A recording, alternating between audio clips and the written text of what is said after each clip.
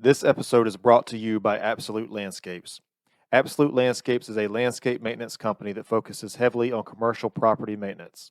Call today for information about the services we provide and how we can best help you. 803-427-5944. But yeah, man, I'm glad to finally be able to do this with you. I'm excited about this. Excited to see what we get into. Yeah, thank you. So if you want to introduce yourself and just kind of say maybe who you are, anything you want to share, just kind of preface the conversation and we'll go from there. Sure. Well, thank you so much for having me. My name is Shaun Provost. I'm the owner and founder of Live Unbreakable, LLC. I started as a personal trainer about 15, 20 years ago. Started my company right after that.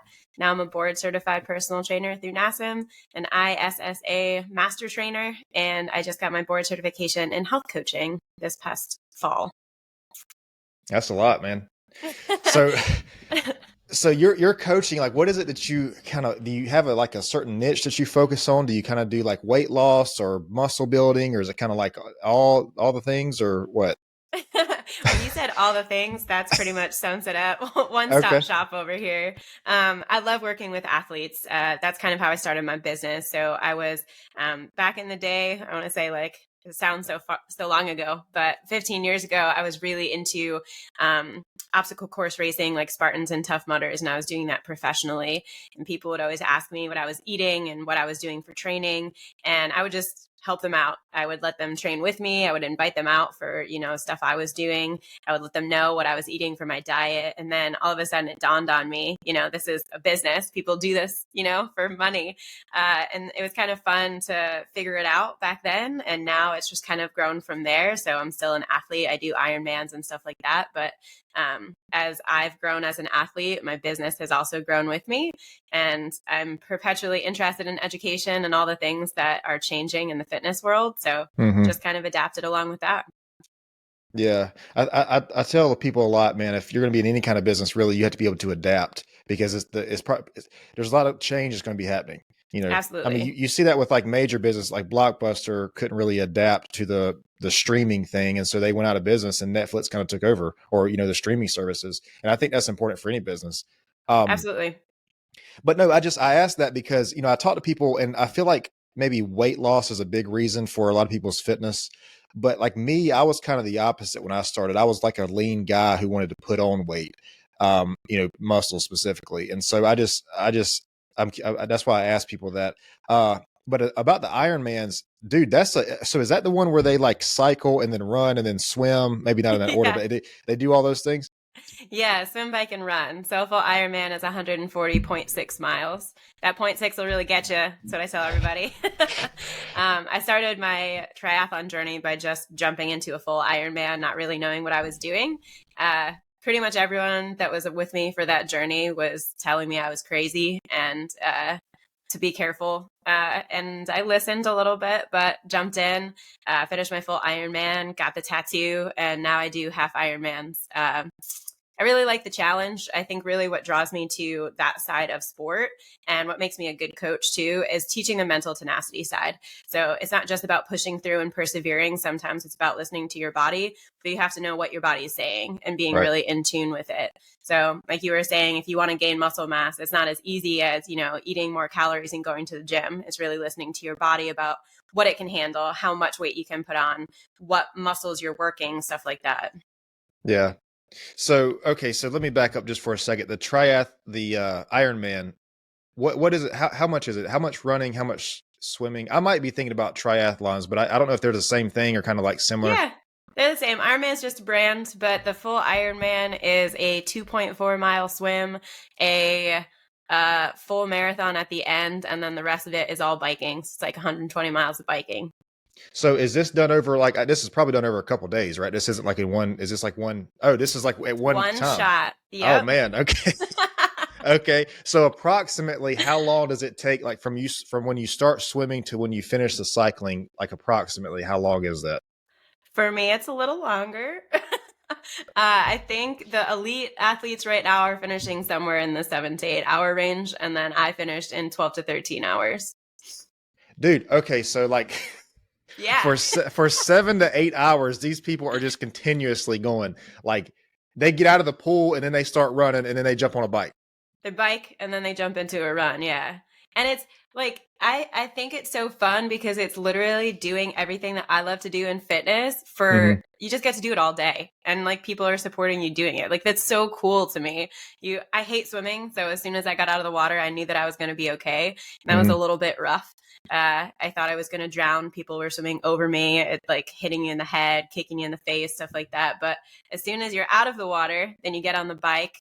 You're not allowed to have any headphones or anything like that. So you're just listening to the wind go by and hearing all the supporters cheering for you.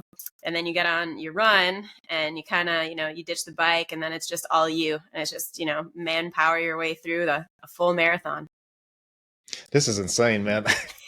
I thought there might have been because I've heard of these, I don't know what you call them, the ultra marathons or whatever, where it's like 100 miles or whatever. And I think those are spread over like a couple days or whatever it is, 48 hours or whatever. But, man, doing this in one continuous go, this is crazy. So this is something you have to train for. You can't just up and do this. Yeah, I trained for 18 weeks leading into it. Huh. But I mean, that was also on top of a base that I had built as an athlete, right? So I was already marathoning, I was already doing some bike races, and it was just something that I knew that I wanted to do before I turned 30. And then I turned 30 and I was like, oh man, I missed that goal.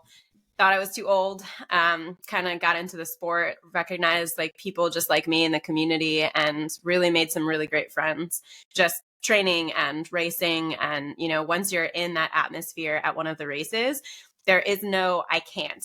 All of a sudden, all of those fears that you have about doing a race like this just kind of dissipate because everybody's there cheering each other on, just as excited as everybody else. It's just such a fun event to be a part of. Yeah, that's really impressive, man. I didn't realize that was I mean, I knew that was a big accomplishment. I didn't realize it was like that. Thank you. Yeah, congratulations. Thanks. So, okay, so you said you trained in 18 weeks. But there's a lot of, I would imagine there's a lot of endurance. This is all endurance. This isn't like a bench press competition or anything like that. But this is all stamina endurance. I think I actually went to high school with a guy, and I don't want to say his name because I'm not sure if this is exactly right, but I think he did the Ironman. He does something in the military, but I think he did the Ironman, and I didn't realize that all this was involved in it. Yeah. So it gets intense quick. Yeah, that's crazy, dude. So during all this, your recovery had to be you had to be doing something for recovery. I think we talked at one point. Did we talk about ice baths, cold plunging? Yes, we did. Were you doing that at that time? I was, yes. Man, I tell people, and I started doing MMA training 6 months ish ago, and nice. So I try to tell those guys in there, man, look, there is nothing that is not a chemical compound that will help your recovery like cold plunging will, dude. Yeah, it's 100%. I don't think I could do all the things that I do if I didn't cold plunge. Yeah. It really starts to make a difference when you're doing, so for Ironman, I started doing 2-a-days and then later down the road, 3-a-days, because there's no other way for me at the time to train that amount of endurance. So I would literally watch 2 movies back to back while sitting on my bike and just go for it because I had to be engaged. I had to be riding my bike for that long of a period of time, right? I was on my bike for probably, I want to say 6 or 8 hours during the Ironman. It was a long time. It was awful. And, I really had to focus on it. And the only way for me to do that in training was to, I was going to school, I was working full time. So I had to split that up throughout the day. I would not have been able to recover enough in between sessions or day to day doing that style of endurance without cold plunging and without having that level of recovery, in my toolbox. Yeah, for sure. But I mean, there's so many other different benefits to cold plunging too. But the recovery, the physical recovery, is what I value the most. Do you have a preference on how cold or not? Because I've heard people say 50 degrees is plenty, and then some people say the colder it's the colder that you get, the more of a mental battle that it is, which is one of the reasons that I like it. But you hear guys like Joe Rogan doing 34 degrees, man. These guys are animals out here. The water is almost it's almost ice. It is almost frozen. Yeah. I try to go for a low to mid 30 or 40s is my range. Yes, I'm the same. I feel 50 is almost Like you can get used to it. Yeah. And when you feel like that's almost like a comfortable temperature for you to get into after a while, that's when you know that it's not doing any good for you anymore. So Yeah. usually, yeah, low 40s, high 30s is what I typically aim for. Yeah, I think I've never done, I think the coldest I've done is maybe 39, but Mm-hmm. I haven't done that consistently. Yeah. Dude, that thing sucks, man. Yeah. Like when you It get, doesn't get better. nah, I don't see how people, like they say you can become cold adapted. And I think that's somewhat true because I don't know where you live at, but I live in South Carolina. So Mhm. like the coldest that we might, like a cold day for us in the winter might be low 40s, like outside, you know. So it doesn't get like too cold around here. But I'll be walking around in a t-shirt and people will be like, man, are you not cold? And I'm like, not really, because this morning that was cold. This isn't really that bad. Yeah. But it's All like of a sudden your perspective changes, right? yeah, You have a yeah. new But gauge. I guess you can become cold adapted that way. But that water, it never gets easier in that water, man. No. Mm-mm. As soon as you get in maybe like waist height, that's when I start. I'm like, oh no, I'm not used to it at all. Like my legs will be okay, we're good. And then as soon as I start to sit down in it, that's when I recognize that I am not cold adapted at all. Yeah. Yeah. I can't do it slowly. I just have to like I get my legs because I have one of those. It's like it looks like a barrel almost. It's like the Yeah. inflatable barrel ones. Um, so I put my legs in. I can't do it slowly, man. I have to just dip in there. I just See, you're just like me, the Iron Man, right? You just got to go for it, full force, and then you're good. Once you're in it, you're in it. yeah. Well, I mean, I think like for me, part of the thing is the mental battle. And if you sit there and negotiate with yourself and say, "Oh, well, I'll wait till I'm comfortable to do this," you Mm-hmm. know, that kind of throws most of the benefits I think out of the window. Because All of it them. is that mental dude. So it doesn't get into the teens here a lot, but we had one night a couple weeks ago that was like in the upper teens, like 17, 18.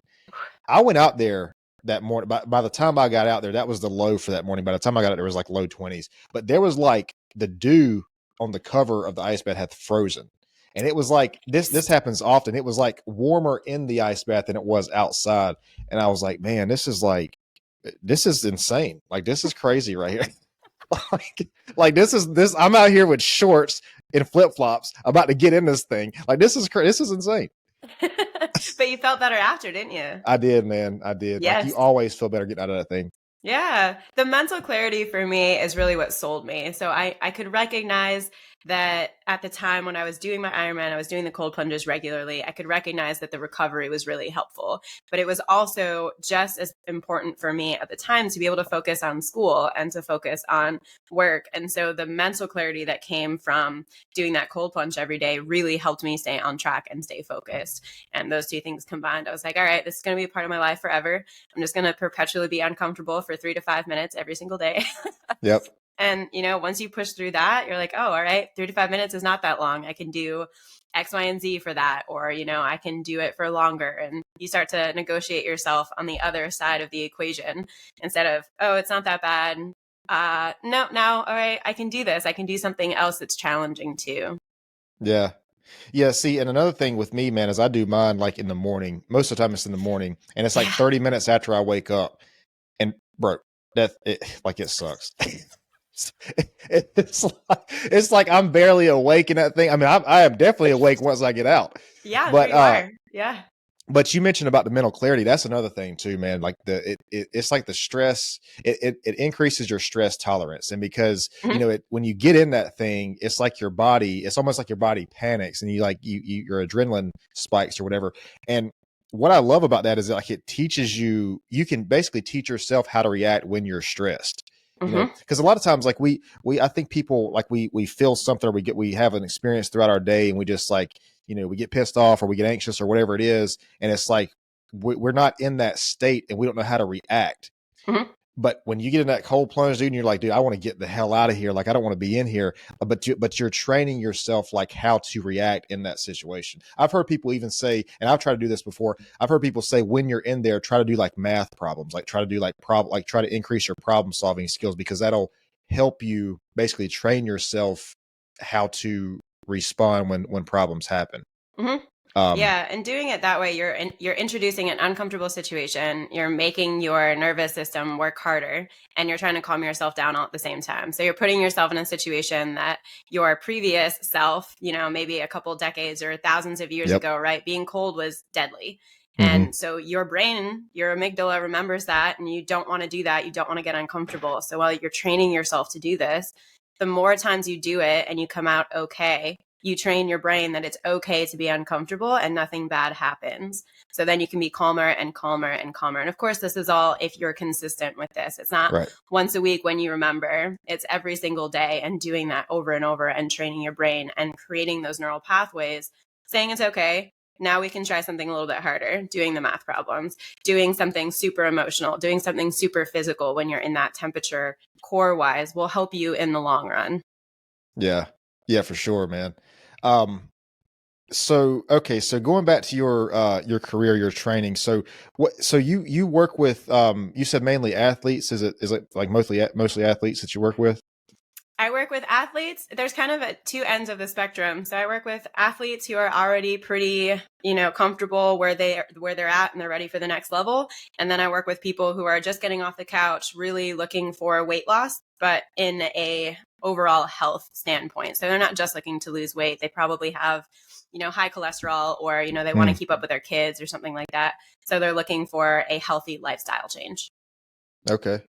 What's like, I think the athletes are maybe kind of obvious. What's like with the people who are just starting out? Like, what's some common, I guess, maybe obstacles that you see? Like, I don't want to say problems because they're not problems, but just maybe some things that are holding some people back, like in that beginning stage. Because I hear, you hear a lot that people get nervous in the gym, or they just, they're so intimidating because they feel like they want to lose, 50 pounds and it feels like it's so far away type thing. And we were talking earlier before we started rolling here about some people want a quick fix for these kind of things. And it really doesn't exist, to be honest with you. And that's in anything in life.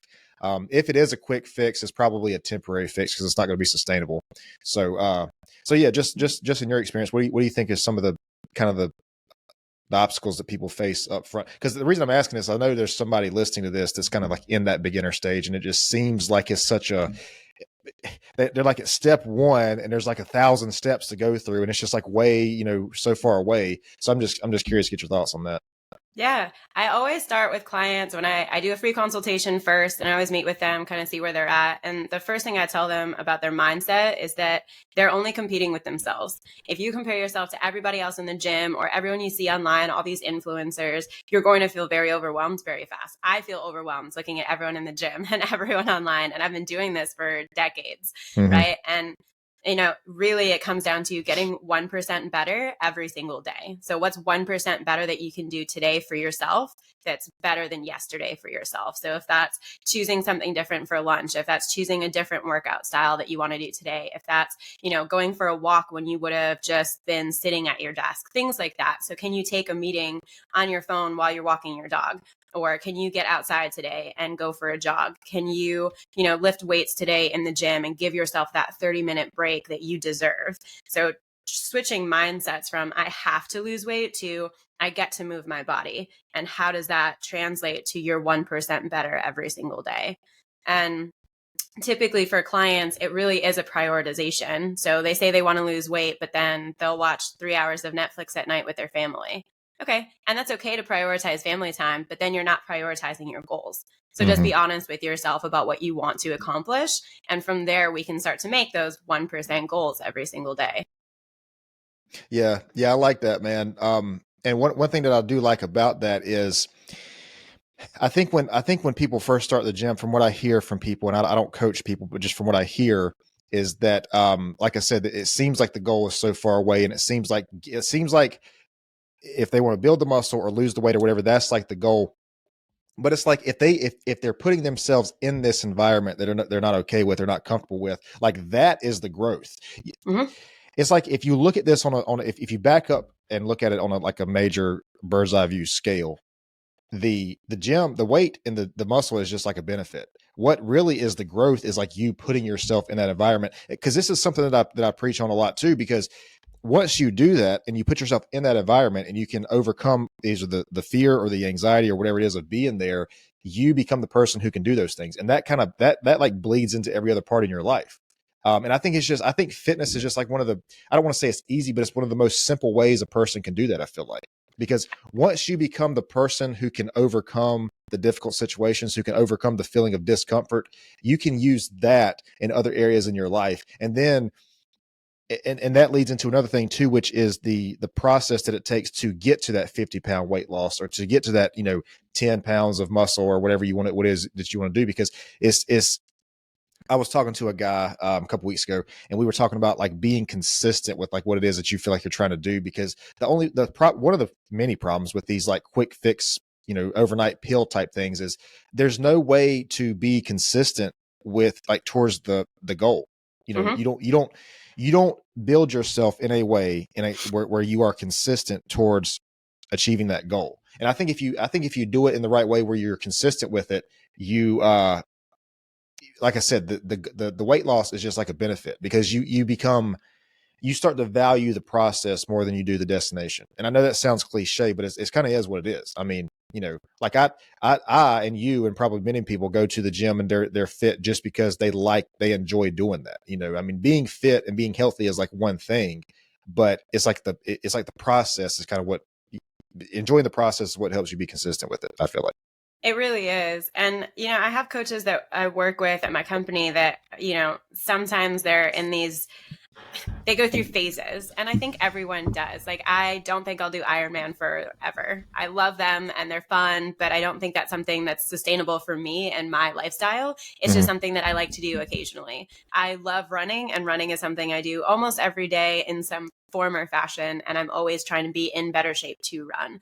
But I have other coaches that love doing bar workouts or Pilates, or they'll switch over and they'll start to run, or they'll switch over and they'll do bodybuilding. And it really is adaptive to what you want to do and what you want to accomplish. And once you've reached this baseline health and fitness goal where you are in shape, quote unquote, or at least in a better shape, that 1% every day, you're in the better shape, you can switch around and it's not uncomfortable. It's not weird anymore for you to be a beginner in that space, because you already feel like you want to belong there. You want to surround yourself with people who are pushing themselves, who are doing better than you are, so that you can catch up to them and you can also be better with them. It's the surrounding yourself with, 6 or 7 people that you want to be like. And the more you put yourself in those situations and you see what those people are doing and you can gather support from those people, you can start to build your community and start to feel better about yourself, your goals. And then everybody as a community continues to push forward and really start to make progress on their goals. Yeah, 100%. I love that. Something else too, man, is like when you mentioned about like comparing ourselves to other people. I think that's that happens a lot. And I don't know if I mean, that maybe there's some good to that. I don't know, because you can learn a lot from other people. But it's like when you compare yourself to these people, like they are like, let's say if you're this is your first day in the gym and you see somebody who's been doing this 5+ years, are in great shape, whatever. Okay, like that person is where they're at. I'm not saying they can't improve from there, but like they have hit their goals. But like for you, if you're just starting out, it's only up from here. You know what I mean? Like everything is only an improvement. And Yes. this is what I talk to these MMA guys. I'm like, look, man, maybe you lost, like maybe you lost this fight, but like, did you technically lose because you improved from this? Like if this other guy won, I mean, maybe he learned something. I don't know, but like you learned from this, like you're taking something from it and you're improving from this. Yeah, it sucks. Like you train for this thing and you go in here and you get disappointed or whatever, but like you are learning something from this that you're taking with you, throughout your journey or your career.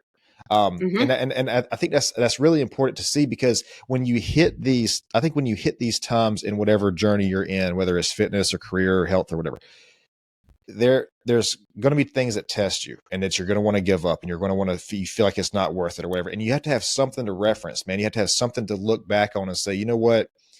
I'm not where I want to be, but like, this is progress. This is growth right here. Like every time I do this thing, every time I fail, every time something doesn't go my way, I'm learning from it and benefiting from that and taking that with me. So like, I mean, it's only up. Like as long as you stay true to it and keep doing it, you're only going to go up from where you're at if you're beginning. There are two non-negotiables I have clients when I start working with them. One is to journal at least once a week, and one is to take progress pictures once a month.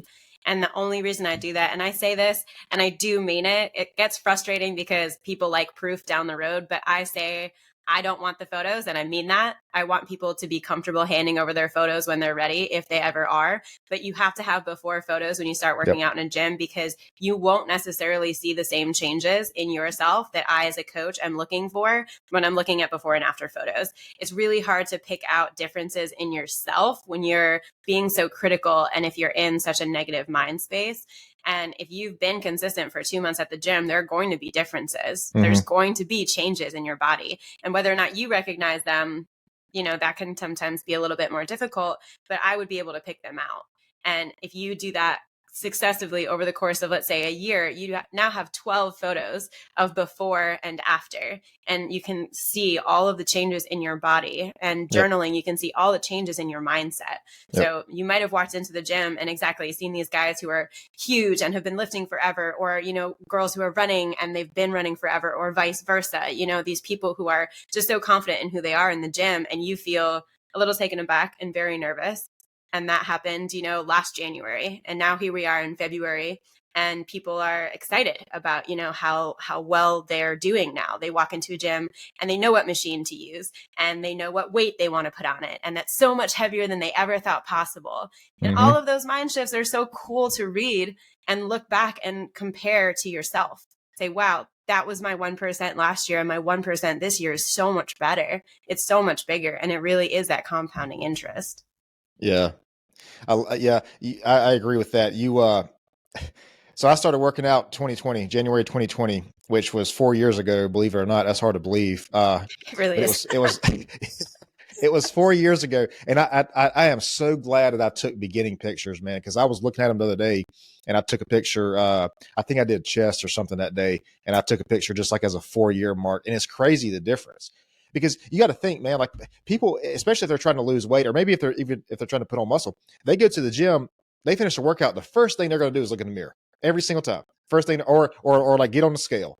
I tell people to stay off the scale, man, but like the first thing they're going to do is like get on the scale or look in the mirror. And if you're doing that every single day, like you're not going to see the changes. But if you look at a picture, a couple months away from each other, you're going to see some differences. Mm-hmm. And so, so I am so glad, and I don't know why I thought this, but like something in me just said, take a picture January 2020. And like, I was looking at it and I was like, dude, that's a, and it's for me, it's like only a 10-pound difference or so. I'm only like 10 pounds heavier than I was, but the composition is completely different, but like, I mean, you're not going to see that every single day if you look at the mirror.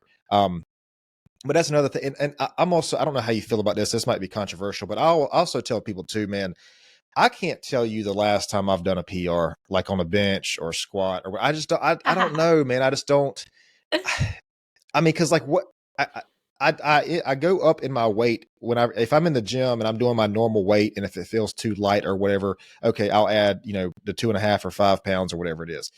That's my increment. I don't do the whole, like, once a month, try to hit a PR. I don't know. I don't do that. Maybe that's a bad thing. I don't know. No, I'm thinking in my head, yeah, that is controversial. And I think it really does depend on where you are in your fitness journey. So I have athletes who, if you're in bodybuilding, obviously PRs are going to be a part of that. If you're in CrossFit, like I am, PRs are a huge part of that. And it's community centric, but it's also sport centric. So you really want to hit these because it's better in competition and it's going to make you a better athlete. But people who are just starting out, tracking personal best can also be cool to say, I couldn't deadlift 50 pounds. Now I can do 65. So those can be really good benchmarks. If they're not seeing their composition changes or they're busy looking at the scale, these are different numbers to give them to make them feel great.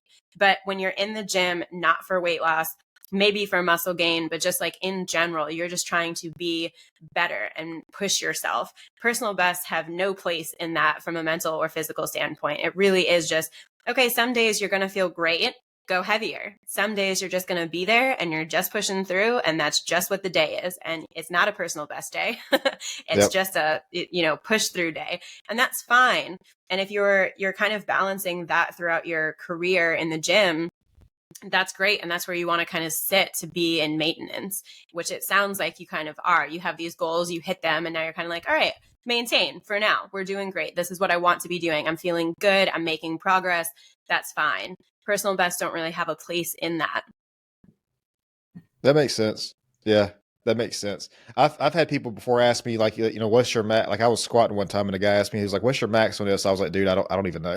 Yeah. I don't know. Like this, I'm doing 10 reps of this is all I know. I don't know. But yeah, that makes sense though, because I think if you can look back over it and see where you're at and like what you hit. I think for me though, it's more of like, so I have a cycle. I don't know what you recommend with this. I'm sure it's different for everybody, but I have my weights like cycle on a 3-week cycle. And this is right now, it might change, but this is kind of fluctuated over the years, but it's so I'll do like a heavy week and then like a little bit lighter week and then like a lot lighter week. And then I'll cycle that over like a 3-week period. And it's usually, it's not a big variation. It's usually somewhere between 10 reps and like maybe 18-ish reps. That's the only range that there is. So it's still in that hypertrophy, almost endurance type range. But I'll do that, and I'll try that high rep week. I'll try to be like a burnout week, it's almost like a cardio workout, dude. It sounds easier when you're doing like 20 sets or 20 reps or something, but you get about 18, 17, 18 minutes. It's hard. Yeah. If you're doing it right, you hit 15 and you're like, do I really have to keep going? Do I have to keep going? I'm telling you, man. Yeah. But I mean, I just have so many other things like going on physically that I had to kind of, I used to do like 10 reps heavy every single week. Mm-hmm.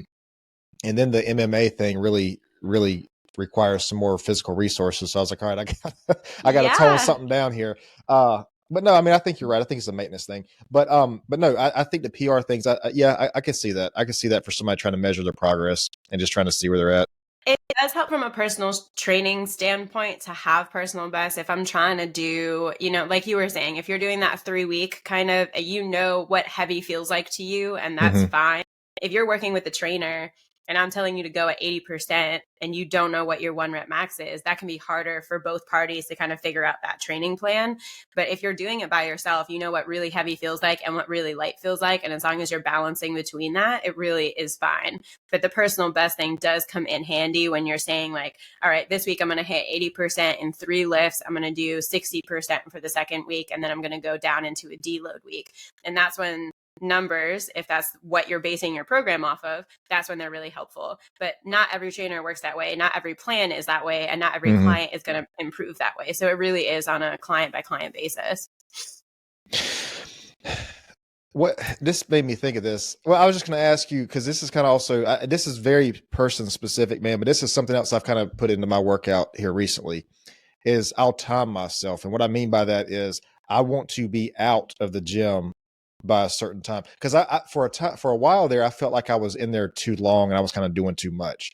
So now I've shortened my, I don't want to say, I have kind of shortened the workout. I try to be in and out within an hour.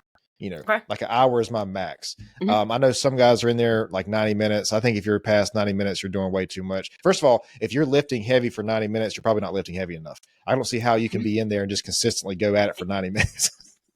Yep. There's a lot of time in between, right? If you're lifting really heavy, you're taking 3 to 5 minutes off, but then you're going really heavy on how many lifts? Is that even good for you anymore? Yeah. Yeah. Well, I've heard too, I don't know if you know who Andrew Huberman is. Yeah, I love Huberman. So, yeah, I learned so much from him, man. But he was talking about if you hit that 2-hour mark, your testosterone really takes a hit because I mean you're just simply doing too much. And like I said too, man, I feel like an hour, that 55-hour minute mark for me is like, if I'm doing it right, I feel like I had a good workout. But I mean, this is different. Like a person obviously isn't going to start and go in there for an hour, No. I mean, you might be in there 15, 20 minutes. If this is your 1%, getting to the gym, even if you're just doing a mobility workout, that's a win. That's your 1%. Yeah. And then from there, you can be 15 minutes on the elliptical or 20 minutes lifting and slowly build up that way 100%. Yeah. What's your thoughts on like cardio before or after lifting, or do you have a preference on that? Because I've heard it both ways. I've heard that it's whatever you want to emphasize the progress on, I guess. And then I've heard, well, oh, if you do cardio after lifting, you burn fat, but if you do it before, you use glycogen that you can use for your. I mean, I guess it kind of depends on your goals, but I do cardio separately. I don't. I used to do it like I would try to do cardio maybe after a workout, but now I separate. It's a completely different day for me now. So I'll start story time. I was not at all interested in nutrition when I started personal training. And when I was an athlete in my 20s, I was just kind of going for it and seeing what worked. And if it worked, that was great. And if it didn't, then I trashed it and kept moving.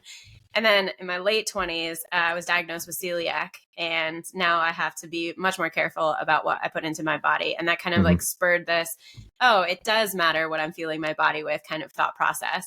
And incorporating that with my clients now and all of my certifications in nutrition is super interesting because it does 100% matter what you're feeling with, what you're used to, what your body's using, what you use on a daily basis, if you are in ketosis, if you're not, when you're eating before and after your workouts, and all of that factors into what you're actually burning, how long you've been in the gym weightlifting if you're going to do cardio after, or vice versa, how long you're doing cardio first, and then how long you're going to be in the gym weightlifting.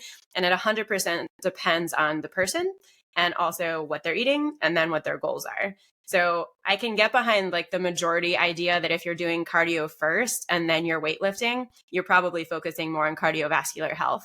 And if you're doing it vice versa, you're probably focusing more on muscle growth. And then the cardio is just kind of this extra added benefit. You're probably also getting a little bit more mental tenacity because cardio is really boring at the gym, especially when you've just done an hour of weightlifting. So pushing through that way can be really beneficial in that way. But I don't think there's a one size fits all answer for that. Yeah, that's kind of I think that's what I was expecting. Is there's not a one size, because I mean I think the beauty about this is that like it depends on you and your body and how you adapt to things, really. It is. And what you've trained your body to adapt to. So right now, if I'm training for an Ironman, going in and doing cardio before lifting is probably the best thing for me. And if I go in and do weightlifting first and then expect my body to perform at the same level for a cardio workout, that's not going to happen. Right. At all. So you mentioned something about nutrition right there. First of all, celiacs is like, I know people with celiacs, man, and it's like, that's just annoying. I feel like, how do you do this? And like, you can't, I guess you can't, what is it, like wheat and grains and things like that people can't eat? Yeah.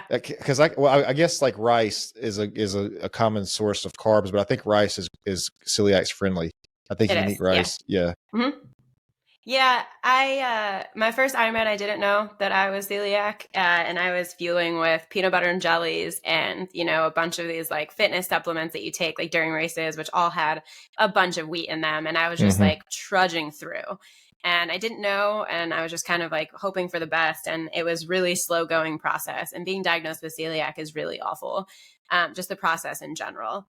Now that I know, it's almost like I'm hyper vigilant, especially if I go out to eat with friends or if I'm in a situation where, like a potluck or something like that. I don't get to enjoy it the same way everybody else does anymore. So I mourned that part of myself. And now I'm just kind of focused on, the positives. And there are a lot of foods. And now, especially, there are so many brands out there that are great about cross-contamination and being really gluten-free. The only thing, and this is like my own piece of advice to other celiacs out there, the labels for gluten-free mean virtually nothing at this point if you're celiac, because they only mean that there's less than 10 or 20 parts per million, depending on if it comes from the FDA or it just has like the USDA label. It's either 10 or 20 parts per million of gluten, which is safe if you are gluten intolerant and not at all safe if you're celiac. So just do your own research and look at all of the ingredients regardless of what the label says. So I don't want to go off on a tinfoil hat tangent here, but there's speculation that says celiac is basically an intolerance to glyphosate, which is an herbicide that's used in like crops and stuff. I've heard guys like Joe Rogan, and he had a guest on, Gary Brecka is his name. They were talking about if you go like to Italy and you eat pasta, it's like completely different than the pasta you would eat in like America. Like if you're American. And if you eat in American pasta, it's like you feel lethargic and like, you just feel like blah afterwards. But they say if you go to Italy and you eat pasta from Italy, it's not like that. And there's speculation that there's the glyphosate that is used to treat the weeds or whatever in the thing, like it's like a sensitivity to that. But you were saying something about like the wheats and stuff like that, man. So I love like Asian food, like, but the thing I don't like about Asian food is all the soy, and I didn't realize that soy was a big gluten allergy, or sensitivity, Sure or is. whatever. Yeah. So what I started doing was, if I go to an Asian place, I ask for like soy free rice Mm-hmm. or whatever, and that's basically like, if you tell them to make it gluten free, that's basically what that is like they Mm-hmm. take the soy out of it. Now that probably takes the like most of the flavor out of the Asian food, but it's just, man, the reason that I do it, like the no soy thing, is because its effects on testosterone. Yeah. But dude, it's like, since I've tried to I won't say completely cut soy out of my diet, but if I know that it's in a food I'm eating, I either don't eat it or try to get it made without it. Mm-hmm. But it's like you feel so much better afterwards. And it's like you can go to a Asian place and get like the chicken or the steak, the hibachi or whatever, the broccoli and the rice, and that's like a really nutritious thing if it doesn't have the soy in it. Yeah. And so 100%. what I'm getting at is, I might try to just like try to eat gluten free and see how I feel. I You're don't gonna think I feel have a great. well, I don't think I have a gluten allergy or anything, but I might just see how, like, what it does. Because I dated a girl once, and she had celiac, and like, man, she was like really sensitive to it. And it was kind of hard to get used to, like, the things that she had to eat, because it was like, I would try the things that she had to eat or whatever, and it was like all like rice based things, or it was like very specific thing, like the bread was a certain thing, and it was different. Yeah. It was different, but I didn't do it on a consistent enough basis to feel a difference. But man, I like just making that switch from the Asian food. I don't eat Asian often, but when I do, it's like I don't get soy in it, and I can feel the difference. Like, I can tell the difference. And even like supplements or stuff that I take, I'll look on it. If it says contains soy, I won't touch it. Yeah, you have to be really careful with supplements because they fall under different guides for, what they have to list on their labels and everything like that. So you have to be very, very good and do your due diligence on supplements and vitamins and all of those other things, especially if you're going gluten-free or soy-free, things like that. They don't have to list everything. And most of the time they don't. And if there's cross-contamination, they don't have to list that at all. So it's nice that they do, but a lot of brands don't, and they don't have to, so they won't. And it took me a very long time to recognize certain words or phrases or ingredients, et cetera, when I'm looking on websites and I'm doing all this research behind brands to make sure that they are gluten-free and soy-free and all of these other things. Even medication now, there are antibiotics that you can get at most antibiotics, most medicine that you get from your doctor have gluten containing ingredients in them. So if you're really sick with like a sinus infection and you go and you need antibiotics, then you're going to be cross-contaminated or you're going to get gluten somehow. And that's just, sometimes there's no way around it. And that really sucks because that's, a much longer comeback time. But Yeah. yeah. Another thing I wanted to try too was the carnivore diet. I've heard a lot about the carnivore diet. I don't really know. Like, I think you can eat maybe eggs or obviously meat. But I don't know what else other than that. And I just feel like, man, that would get old. Yeah, there's not a lot of variety. So the other thing you're thinking about, and I was super into gut health for a really long time. That was another trend in my certifications, is that if you're cutting anything out of your diet, your body has bacteria, your microbiota, that break it down in your system and make it usable, not usable, waste, whatever. And if you don't eat something for a long time, and then you go back to eating it, your body doesn't have the bacteria necessary to break it down. So going to an all carnivore diet, that's different bacteria than someone who's vegan, than someone who's vegetarian, Mediterranean diet, whatever. And so, part of it, when people say that they have food intolerances and they try to eat a food, after however long that they haven't had it, they'll have a reaction to it, whether or not they're actually intolerant, because their body literally just can't digest it because Right. they don't know how. It doesn't have the right bacteria. And they haven't been feeding that bacteria, stuff like that. So it's painful. You get bloating, you feel really uncomfortable, your bathroom breaks are probably more frequent and less comfortable. And then you have, headache and sweating and all of this other stuff. Doesn't necessarily mean you have an intolerance. It just means that your body doesn't know how to digest it. Mm-hmm. Well, I say that I would try the carnivore diet, but that's probably not exactly right, because I drink a green smoothie every morning. like Yeah. the greens and the prebiotics and all that kind of stuff. And I'm not going to give that thing up. So I would, even if I did the carnivore diet, I mean, I would still drink that thing every morning. Cause man, that's specifically the one I use is AG1 Athletic Greens. Yeah. You And do dude, like Huberman. yeah. Well, I mean, he's talked about it. Joe Rogan's talked about it. A lot of these guys have talked about it, but it's like, that that makes a difference. Like that, I haven't tried any other ones other than that, but that one does make a difference. I feel like. I love Athletic Greens, and they are gluten-free, certified Okay. gluten-free, and they are wonderful. And I saw great results being on them. I switched recently to Groons just because I really like gummy vitamins, and they are a little tiny gummy bear greens. And I noticed pretty much the same, I would say, probably just when I'm taking them. So I take them at night now instead of taking Athletic Greens in the morning. But I have Athletic Greens in my closet. And now this is kind of like the universe telling me that I need to start taking them again. Yeah. I don't know, man. It's like if I don't take them, I can definitely feel a difference. I feel like. Yeah. And they taste good. Like, neither of us are sponsored by them, and this is not an ad, but right. if you're going into like a greens powder, most of them taste awful. Mm-hmm. They don't look good. They don't taste good. They don't mix well. Athletic Greens is the only brand that I've ever had that I trust consistently. One, for not cross-contaminating, and two, for mixing in and tasting good. And you don't have to choke it down. It's like an enjoyable drink. Yeah. I'm weird, dude. Like I won't, I'm the kind of person, like I'm not going to take, I can't tell you the last time I taken an antibiotic, but, Same. I don't want to take, I don't want to take anything that's going to, cause you had to imagine, I'm not a doctor and this is just speculation, but you have to imagine if you take an antibiotic, now I understand there's times you might actually need it, but like, what does that do to your gut bacteria? Like, because I don't know how an antibiotic works. I don't know if it's just like, I'm sure it's a systemic thing. Because you can have an infection, a cut that's an infection. You take an antibiotic orally and it clears the infection out. So it's got to be in a systemic thing. It's not like an ointment where you like put it on specifically on the cut. So it's like, what does that do to the good bacteria in your body? And I've heard people who are way more educated than I am, talk about how we are using antibiotics at such a rate that like it is, what if the bacteria adapts to this? And then what do we do? Like, I mean, does the antibiotic just get stronger and stronger and stronger? And like when we take it, we're just like so debilitated, we have to recover for a week. I mean, like what happens then? Because I don't know, man. I feel like, again, the tinfoil hat comes out here, but I just feel like I love it.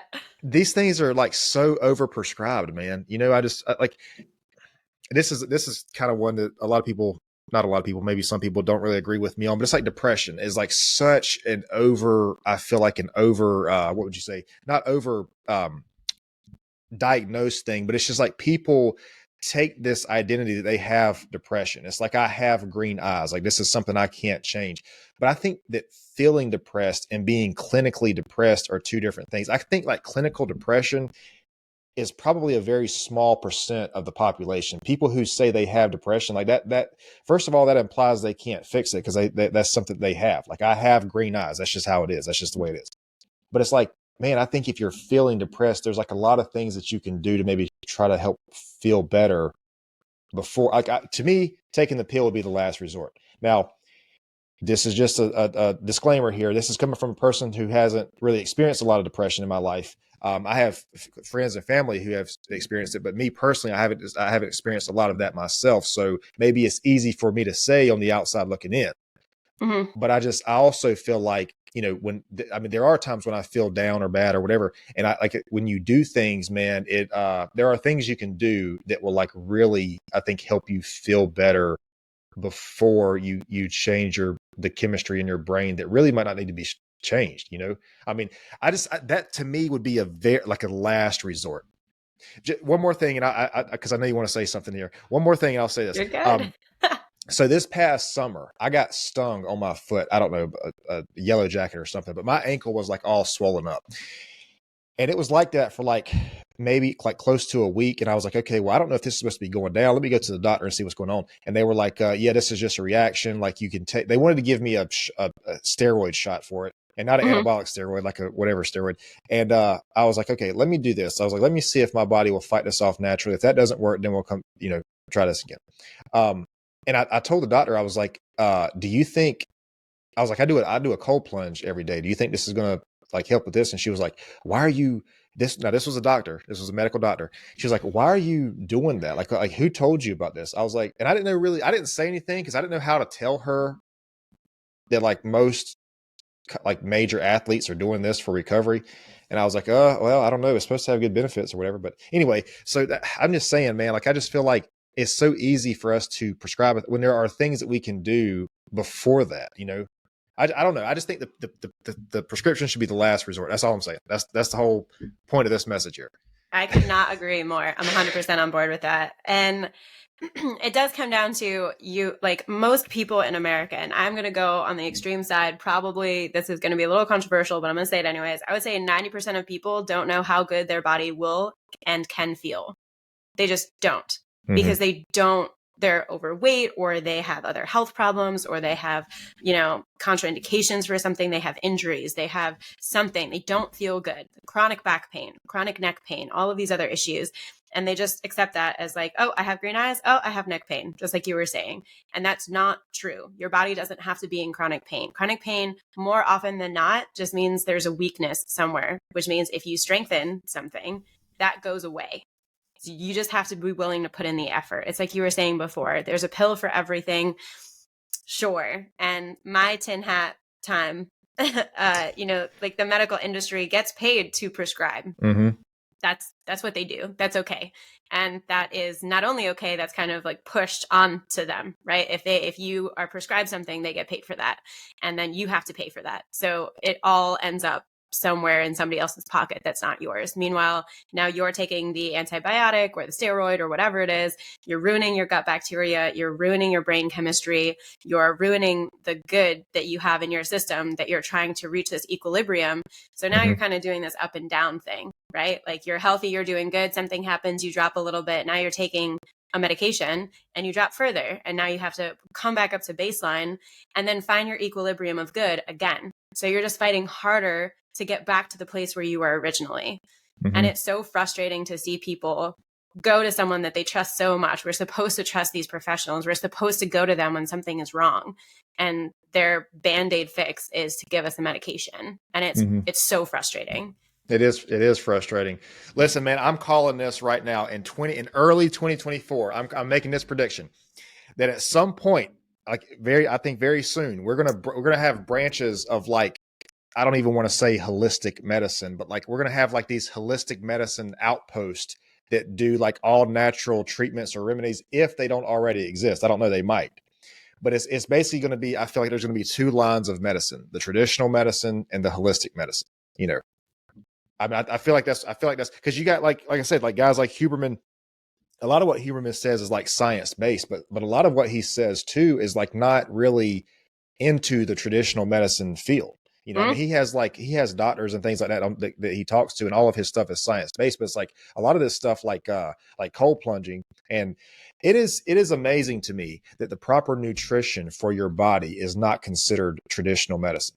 Like, yes, we want to prescribe a pill for something, but it's like, are you looking at how the person sleeps? Are you looking at what they eat? Are you looking at like what's going on? Like, are you looking at all these other things? Because it's like, no, it's like, oh, my back hurts, or like my stomach hurts, whatever. Okay, well, here's this pill for this. Bro, there's like 1,000 things that could be going on that could be fixed before you even get to that point. Yeah, especially in gut health. So people would come to me when I was practicing in gut health and really focused on that side of health and fitness. And people would come to me and say, like, with obvious SIBO symptoms. And so I would send them to their doctor, and now they have the SIBO diet. But for them, it was like they're uncontrollably craving sugar, and, they are chronically tired, but they can't sleep. They have headaches. They can't think clearly. And all of these other symptoms that all line up that individually, if they went to their doctor for, don't add up to SIBO. But if you don't know what that is, and you're just going to your doctor with a stomach ache, a headache, uncontrollable cravings, those are 3 different medications now that your doctor's like, oh, okay, yeah, we can solve those 3 different things that all lead to other problems. Like the majority of drug commercials, if you're watching them or listening to them on the radio or TV, now is like you listen to 3, maybe 4 sentences about like how great this drug is for like curing acne or, resolving an issue that you have. And then the rest of the, 60-second commercial is going to be based on all of the symptoms you get from it. Yep. Like, oh, could cause nausea, diarrhea, vomiting. You're going to have problems concentrating. You're like, because you have acne. No, fix your diet. But fix your diet first. When you think about it, man, it's really like it's sad because like how does this affect us as a society, as a human civilization over, if we do this over, 10, like 3, 4, or 5 decades? I mean, how does this really affect us? Because you have guys these days in their 20s who are getting on testosterone because they feel like they're not, they don't have the energy or whatever it is. And it's like, bro, but like, look at your diet, man. Look at what you eat. Like, look at what, like, tinfoil hat again. You're drinking tap water like all day, every day. Like, look at what's going on. Like, there's so many different factors that go into this. Like, you don't need to. I know a person who thinks that if they take, and I don't mean testosterone replacement therapy, I mean like a steroid level testosterone shot. Mm-hmm. This person thinks that they will get stronger and fit, and I don't know. Maybe maybe you get stronger. I don't know, but I'm like, dude, you are like putting the cart before the horse, man. like right. This is not how you fix this, man. No, so many people I think are focused on, like we've mentioned this a couple of times, the quick fixes, right? Like overnight, you're going to feel this way. Overnight, you're going to feel this way. You didn't get out of shape overnight. There's no way to resolve your problems, your chronic back pain that you've had for years overnight. It's hard work. But if you're not sleeping well, if you don't have good sleep hygiene, if you don't have good oral hygiene, if you don't have good nutrition hygiene, if you're not washing your fruits and vegetables before you eat them, if you're not eating them at all, if you're not supplementing where you're lacking in your diet, and you're so focused on just losing weight, but you're not doing the basics that we need as humans, good sleep, good food, being active. If you're not doing those things, then how are you supposed to build a lifestyle to maintain the changes once you have achieved them? Well, and that's just it. That's what I'm saying. Like, these things they're not maintainable, because what you're going to take a testosterone shot twice a week when you could just change your diet and like, I can't tell you how many times. Yeah. I can't tell you how many times I've been in the gym, and like, I'll go to the gym, and I don't know, I can't say exactly what happens when you're in a gym, like neurochemically, but I know there's some things that go on with dopamine and serotonin and all that. But I can't tell you how many times I've went to the gym and I'm like, dude, I don't know, man. I'm just like lethargic today. Like, this just isn't the day. I'll go in there. I'll be, 35, 40 minutes into the workout. I'm like, all right, I'm back, baby. Let's do this. And it's just like, it's just like right back to it, and I don't know, man. Don't get me wrong. Now, I think there are times when TRT or, steroid shots, if that's your thing, if that's the route you want to go, I think there are times when that's appropriate. But I'm saying, if that is your fix to what you think the problem is, that's probably a last resort, probably a last resort. I go through this with clients all the time, and I can look at blood work. I can't diagnose you with anything. I'm not a doctor, so I'm not saying that. But if you look at your blood work, you have what is acceptable limits for low and high for every single metric that you have in your blood work. You're looking at the chart. There's this is good, this is bad, right? Reds and greens. Within that, there are so many variations for every single number, every metric that you're looking at. And all of them can be normal. But if you have normally sat on the higher end of some of those numbers, and now you're at the low end, or vice versa, but you're still in normal ranges, that's not normal for you. And people don't know that. They don't know to ask those questions because their doctors just skim over it. Oh, you have high cholesterol, here's a drug. Nope. You have high cholesterol, change your diet, and then also look at these other numbers that have changed drastically but are still normal that we need to look out for. And you have to be your own advocate for that, because no one's going to do it for you. The doctors in medical field are not going to do that for you at all. Well, and this is what I love about this too, man, because like, once you do this enough, you start to learn your body, what's going on with you. Like, if you feel down, if you normally have a baseline of how you feel, and then maybe one day you feel down, you don't need a prescription for that. You just, like, what happened? Like, did you not sleep? Did you not sleep the night before? Did you not get your sunlight that morning? Like, what was it that kind of threw you off course that day? And something else too, I just thought about this. Like, so if I eat like a breakfast, like I usually eat late bread. I don't eat as soon as I wake up. But if I eat like a breakfast, like, 10:30, 11 o'clock, if I get like hungry for like if I have like a snack craving in the afternoon for like a bag of chips or something like that, what I've realized about myself is all that is I need electrolytes. Because if I drink something like a salt electrolyte packet, I'm good. I don't want the bag of chips or whatever it is. All it is I'm craving that salt because I haven't been hydrated or whatever it is for the course of the day. And it's like, when you know that about yourself, man, you can I don't want to say you can substitute these other things, because like I said, there are times when it's needed, but it tells you like what's going on with yourself. You know what I mean? Like it's and it sounds so simple to say know your body, but like when you know your body, like that's what it is, man. But that's the hard part, right? Mm-hmm. You're born knowing that. And then society and the world trains that right out of you. So by the time you hit high school, you're like, maybe I wasn't hungry. I can ignore that cue.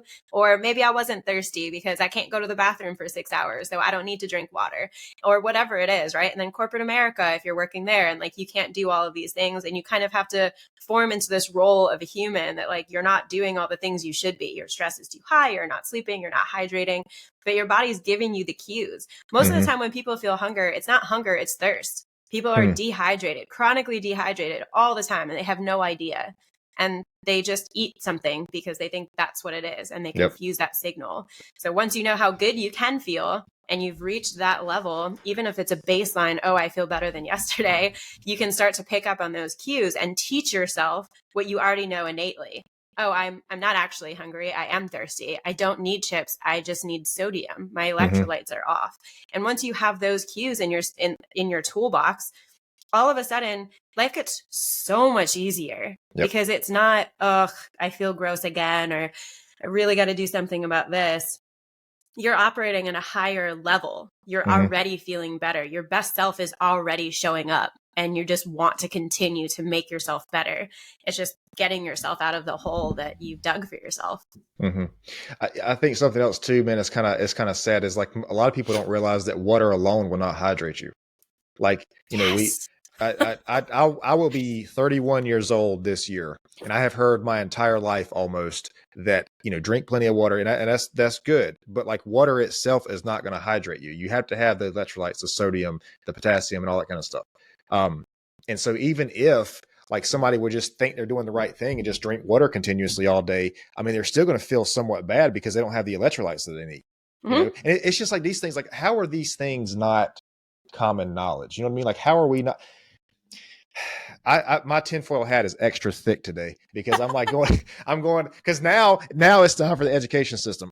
How are we not taught these things? Like, I just feel like part of the education system, among many things that are missing, should be like just how to just take care of your body, your diet. Yeah, like no one teaches you that ever.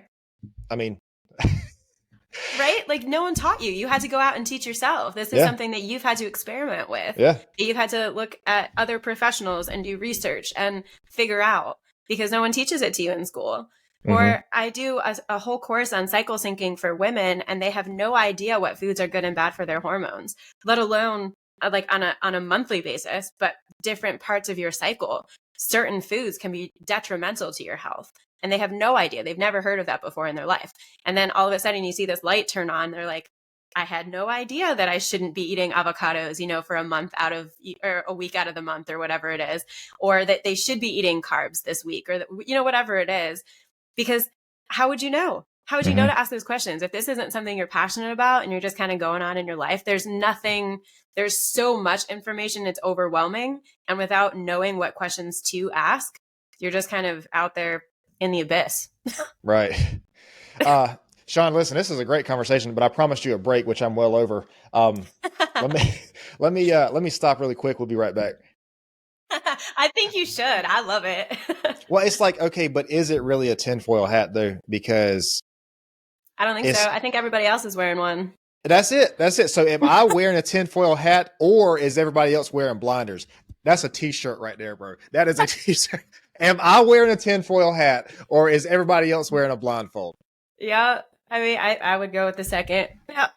Yeah. So mindset. So we were talking about mindset. And we were talking about on the break how you can be around somebody who's in a good mood, that elevates your mood. Dude, one thing that I preach on a lot, and I think is one of the most important things, is your mindset.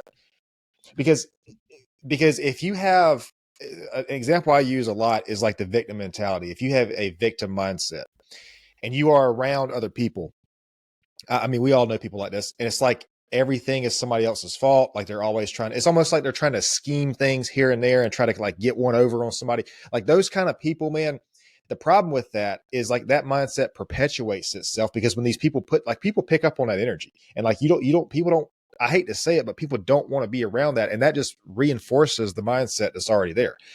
That's kind of an extreme example, but like what I was talking about here, the mindset of your physical capabilities, really, because going back to our example earlier, if you're just starting the gym and you're at the very bottom of the staircase, and you're looking up to 100 steps or whatever, it's like, do you believe that you can make it to that 100 steps? Like, how do you believe about yourself? Because it sounds like motivational speaky, but like what you believe about yourself is like what you can achieve. Like, do you believe you can get there? I always say motivation is like deodorant. It has to be applied liberally and daily for it to work. Yeah. And I wholeheartedly believe that. I think motivation is something that wavers. And if you are dedicated to your end goal, to being that 1% better, if you're dedicated to yourself, you'll be consistent. And it's just finding a way to give that to yourself. That's not motivation. I think motivation is a buzzword that a lot of people use. I'm motivated to go to the gym. No, you're not. You're doing it because it's 5 o'clock. You're always at the gym at 5 o'clock, and you like to see those people. You like to feel better. You like to improve yourself. And that's why you're there. And it might feel like motivation and you're motivated, but you're not. You're giving yourself what you want. You're giving yourself that dopamine hit by seeing your friends. You're giving yourself the serotonin by going through the movements and getting stronger. And it does come down to that from a mindset standpoint. You just have to be able to put yourself in that frame of mind. And the victim mentality is it's so frustrating, because I definitely know people like that are kind of stuck in this like life happens to me phase. And the one thing that I can say definitively is that all of them, to get out of that mindset, is to ask yourself a question. Usually you're telling yourself, I can't do this. I can't make those 100 steps. I can't get on the Stairmaster today. I can't lift 20 pounds today. But instead of saying I can't and leaving it as a statement, ask yourself the question, how can I? Just put a how in front of that and make it a question. How can I eat healthier today? How can I get to the gym today? And it turns it from a statement and a closed door to an open conversation with yourself of how can you make this happen? And by putting one foot in front of the other, slowly but surely you'll start to make those habits so that there's something you can rely on. 100%. Shaun, let me do something really quick. I'm gonna clip this part out. I gotta adjust something right here. I use natural light, and my windows got me looking like Phantom of the Opera over here. So I had to close my blind. I got the all white face going on. Yeah. So you were talking about you said motivation, man, and I love that, because motivation, you can't depend on motivation, because it's going to come and go. And if you only do things when you feel like doing it, you're probably not going to do a whole lot of things. We were talking about earlier, those days when you want to go to the gym, or when you don't want to go to the gym rather, and it's just like you're just kind of going through the motions type thing. But it's like those are the most important days. Like those are the most important, because I'm sure you might hear this a lot with either your friends or maybe even your clients. How often do people tell you, "Oh, well, I don't feel like going today. I just don't." But it's like, man, if you just show up and just go through the motions, just do it. First of all, if you just show up 50%, like once you get to 50% of your workout, you'll probably feel better anyways. I would say, I would almost guarantee that you're going to feel better anyways. But it's like, that's not even the important part. The important part is you're proving yourself to yourself that these are the things you do. It's just like, most people, I hope, don't have to negotiate with themselves about brushing their teeth. It's just like this. It's just a thing that happens. It's just like it's just part of their day. And it's just like, if this is something that is part of your day, this is just who you are. You just spend 20 or 30 or 45 minutes of your day doing this. It doesn't really matter how you feel.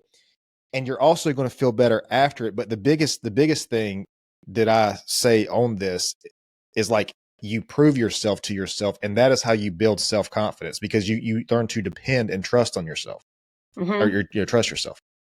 In my 20s, I had a boyfriend who was an endurance runner. And at the time I was not. I was just doing marathons sometimes, and I wasn't training for them, but I was fit enough to accomplish them, right? To finish them. And he was training for like 50 milers and 100 milers, and he would just get up and run. And this one day we were sitting down, we were watching TV, and he was like, all right, well, it's getting late. I want to get my run in. And I was like, you want to, huh? And he was like, well, no. But the days that I don't want to and I push myself through are the days that I know I can rely on myself. And that was like 100%. a game changer for me. And I use that scenario all the time.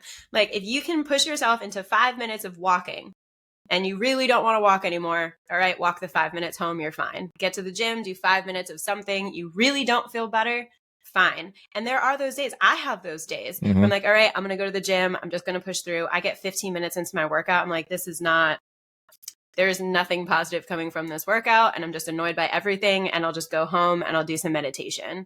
And that happens every once in a while, but more often than not, 98% of the time, when I don't want to do something and I have no motivation to do it and I do it anyways, those are the days that I know, looking back on, that builds mental tenacity. And that makes me confident on days when I don't have the motivation, I don't want to, it's dark outside, it's whatever.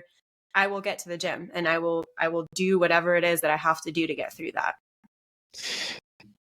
You mentioned meditation. I think where this kind of all ties in is it's easy to say trust yourself. It's easy to say like self-confidence. Like that's such a big term, man. But it's like when you prove yourself to yourself this way and you have these intuitions or like this just gut feeling about something, it lets you be able to trust that feeling more because you can trust yourself. Mm-hmm. I mean, I don't want to sound like cold shouldery here or anything, but it's like at the end of the day, man, you have yourself that you can depend on. Like, you might have a good partner, you might have great parents, great friends or whatever, but it's like at the end of the day, it's you. Like it's you. You are in your own head 24 hours a day. And there are things that are going to come along in your life and test you and push you. And you have to be able to depend on something that is not an external force, because these external things can be taken away from you. But it's like, who are you when it's just you? And this is one of the reasons I love the ice bath, because most of the time I'm out there by myself. Maybe once every couple of weeks, my girlfriend might be out there and she might be kind of like bundled up, just kind of like cheering me on type thing. But like most of the time it's me. Like I'm not out there, taking selfies and like, hey, I'm an ice bath. Like it's me and me. Like I could go out there and not do this thing and nobody would ever know, Mm-hmm. but it's like I have made an agreement with myself, because I know that if I do it these 5 days, I have 2 days off.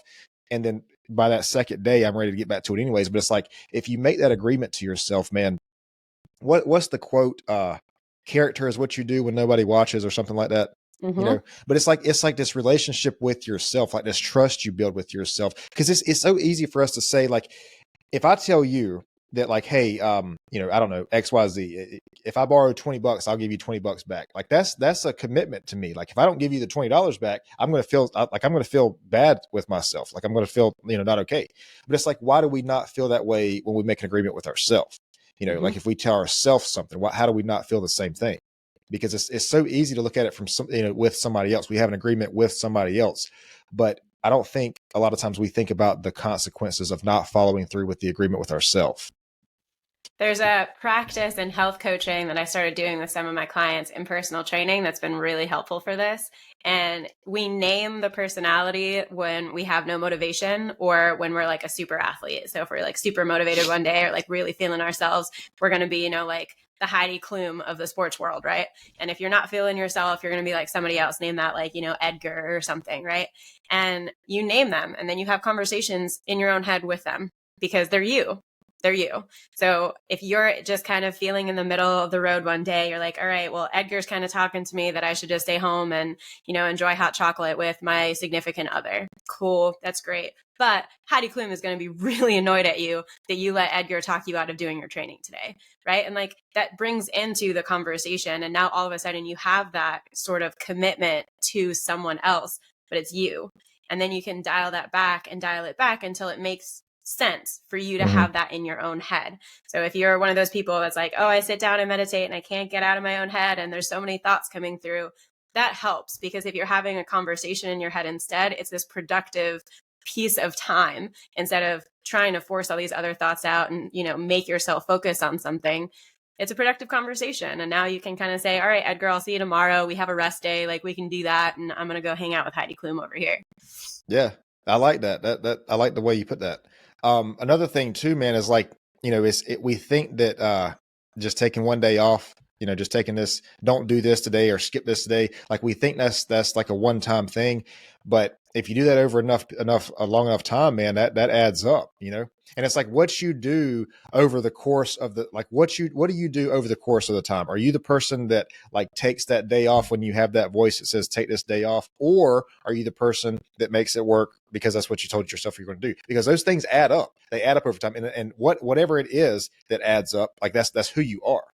I mean, it's easy. Like it's easy for us to think about our life, like the things that we think are insignificant. Like, if it's something that happens 5 minutes every single day. Well, first of all, that's every single day that thing happens. And those things add up. Like, and if it repeats every single day, like if how you start your morning seems like it might be a 5-minute thing, but it's something that you do every single day, like that adds up. That's like how you start your morning. And it's the same thing with how you treat yourself or talk to yourself or communicate with yourself. It's like, how does this, I'm not saying if you do it one time, like that's to me, that would be a bad thing to me, but I'm not saying for everybody that would be a drastic thing. But if it's like, how do you do this over the course of time? Because these are the things that add up, And Yes.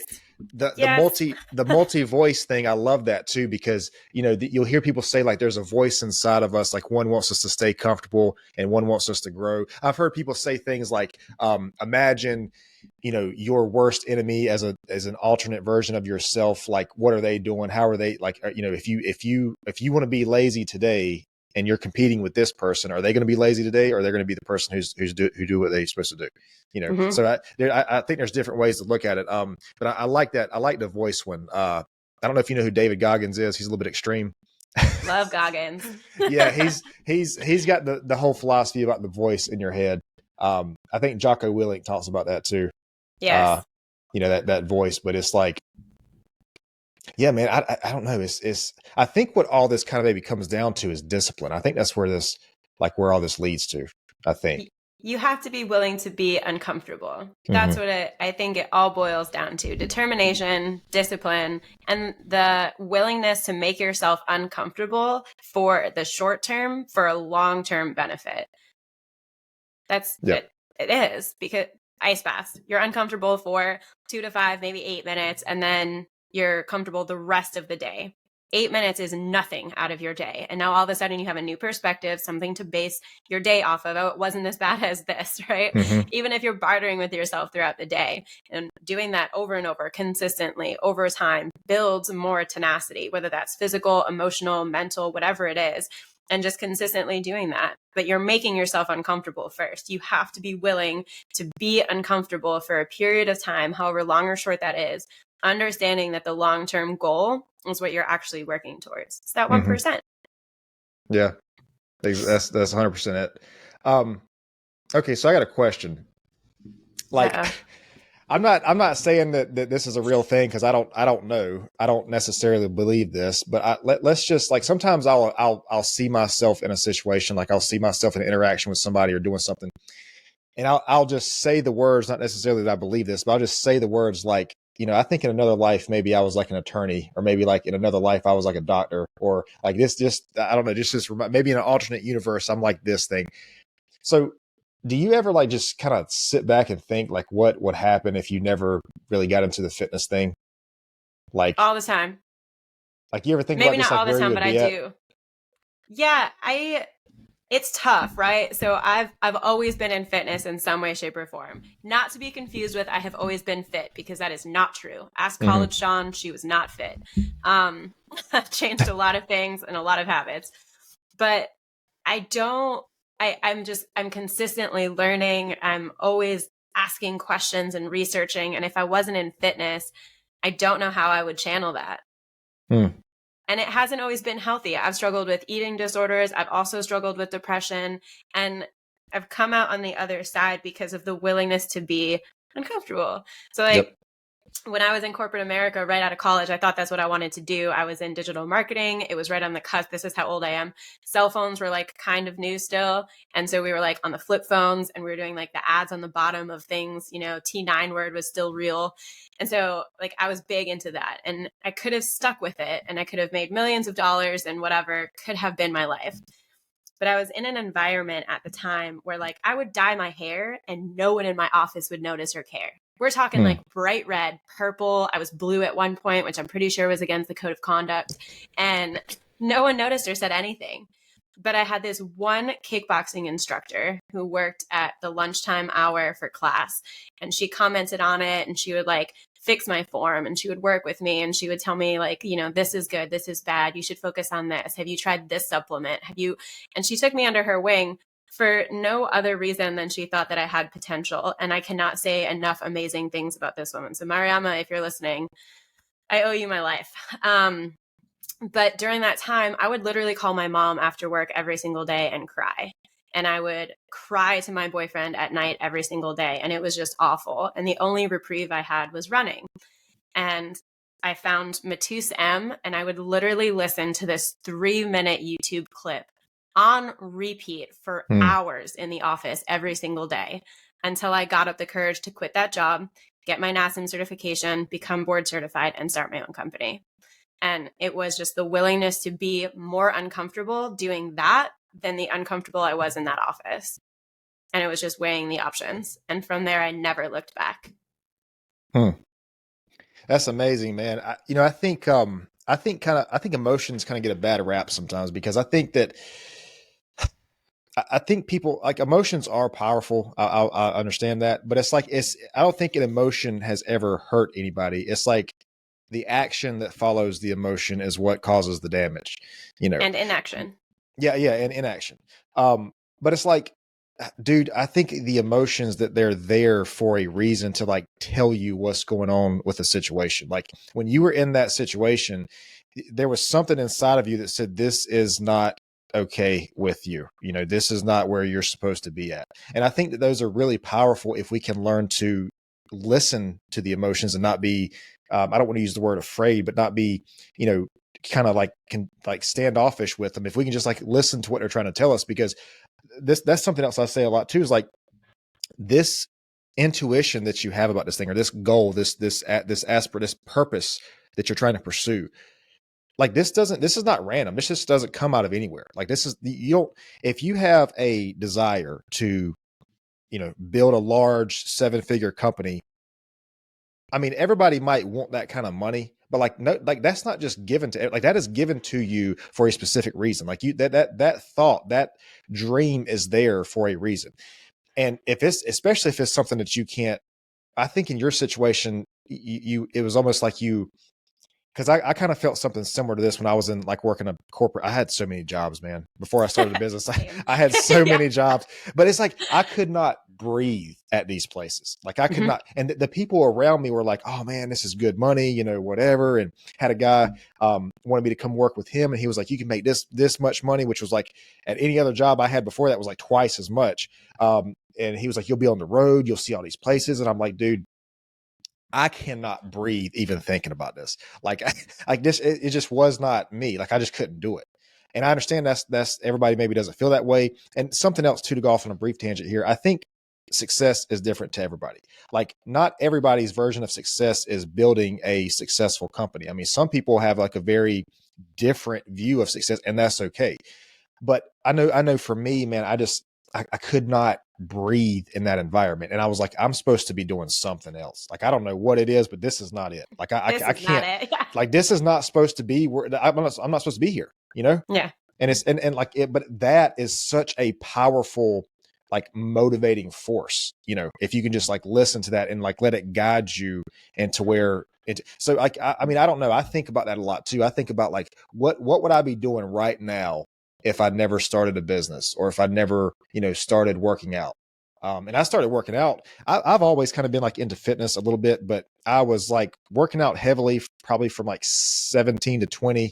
And then I stopped. I started my business at 20. Then I started working out again like 27. So I was like, there was almost a decade there that I stopped working out. But yeah, I think about that sometimes, man. I think about like, where would I be at? Like, who would I be if I didn't like cold plunging? I talk about that a lot, but cold plunging is one of the things in addition to starting a business, in addition to starting fitness, that really changed my life. And I just think about sometimes I'm just like, man, where would I be at if I didn't, if I didn't follow that emotion basically to say, hey, you're not supposed to be here. And listen to, right? Like those people, whether or not they feel successful, that are still kind of on that track, they decided the discomfort that they were putting themselves into to make the money was how they were going to see a benefit. It was uncomfortable. It was awful. Maybe they couldn't breathe either, but they saw the money at the end, and that's what motivated them. And instead of being motivated by that, you were more motivated by the emotion and the negativity of not being able to breathe at that job. Exactly. And look, I'm not saying in any way, shape, or form do I consider myself at where I want to be as far as my successful goal version of myself. I'm like still, that's like an everyday thing. I feel like I'm nowhere near that. Same. But what I do know is, man, like I think sometimes like what I mean, who would I be? Like, who would I be? I don't know. I think that's a powerful question for everybody to ask themselves. That's kind of what I'm getting at. Is just like, who would you be so two questions actually. Who would you be if you didn't do the thing that you really want to do? And if you're not doing the thing that you really want to do, who are you going to be in 10 years if you don't do it? You know, because you, as far as we know, you can't get time back. Like we got one shot at this thing, man. And you know, you don't want to be 70 or 80 years old and look back and just say like that is one thing that it's almost like it terrifies me. You know, Same. just I mean, just to be there and like just look back and think like, man, like what if I did this? Like what could I have done? I think there's a one of the Greek gods or philosophers or whatever has a quote that says something along the lines of, I'm paraphrasing, this isn't how he said it, but it's like, it says, it's shameful to see a person live their life and not see the limits their body is capable of or something like that. Yeah. And it's just like, dude, like what happens? Like, I mean, just put yourself in that spot. Like you're lucky enough to be 80 years old and you're looking back over your life and you're like, man, I mean, I had so much more like that I could have done. I had so much more potential, you know? And I don't know. That's just like, I got chills just talking about this right now. It's just crazy to me though, you know? There's so many people in society who are talking about saving money and putting it away and work now and enjoy it later and all this other stuff. And while I'm totally like, I do not give financial advice, this is probably why, but like, I'm not going to enjoy jumping out of planes at 80, probably. That's not going to be as exciting. It's not going to be as exciting to go to Bali or to do an Ironman in New Zealand. It's not going to be fun at 80. And I don't want to work my ass off to make it to 80 just to be there and have some money and no stories. I always used to ask myself in my friends group, and I still kind of do this, like if I have an opportunity come up in my life, I ask myself immediately, is this going to be a good story? Is this going to be good for my business? Is this good for me? Is this good for my life? And if those answers are true, if it serves me, I always ask everything, like anything that comes up, does this serve me? If the answer is yes, and it's going to be a good story, gung ho, let's go. And if it's not, why would you bother even wasting any more time on it? If this isn't something that's an opportunity that lights your soul on fire, if it's something that you feel like you're going to have to trudge through, why are you doing it? Exactly. Unless it serves you in the end, there's no point in doing it. Just enjoy what you have right now. You're lucky enough to live this life and to make the choices that you can. So when a choice comes along and you get to make another decision, instead of seeing it as something you have to do, seeing it as something you get to do, and being excited about that changes everything. What do you think it is that, but like on the beginning side of that, what do you think it is that stops those people from doing that though? Because I think it's easy to say complacency and it's easy to say fear and, you know, like the lack of confidence, I guess. But I don't know, man. I think it's deeper than that because there's got to be like, if everybody were to feel the way I feel about like, not like what happens if you don't do these things. I mean, what is it that keeps a person from like pursuing that potential? Do you think? I mean, I don't know. Cause I don't think it's complacency because I think, a lot of people just kind of like maintain where they're at. I wouldn't say a lot of people are like overly happy with where they're at in life. I just think people just kind of like, you know, I hate to use the word settle, but that's almost kind of what it is.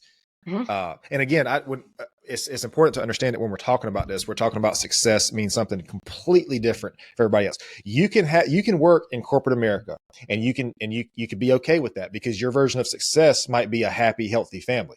And you know, part of that story might be a safe secure job for you, and that's completely okay. I'm not saying that. I'm saying what in my mind, what I saw, what worked for me. But no, I don't know. What do you think it is that holds people back from that? You were talking about Andrew Huberman earlier. Do you know Simon Sinek? Have you heard of him? I've seen some of his clips. I've never listened to him in like long form podcasts or anything. So he has this golden circle rule, basically. And the easiest way to kind of explain this is looking at the difference in marketing between Apple and PC, for instance. So PC will tell you, what the product is. They'll tell you all about it, what it's capable of, and that you should want it because it's a great product that does X, Y, and Z.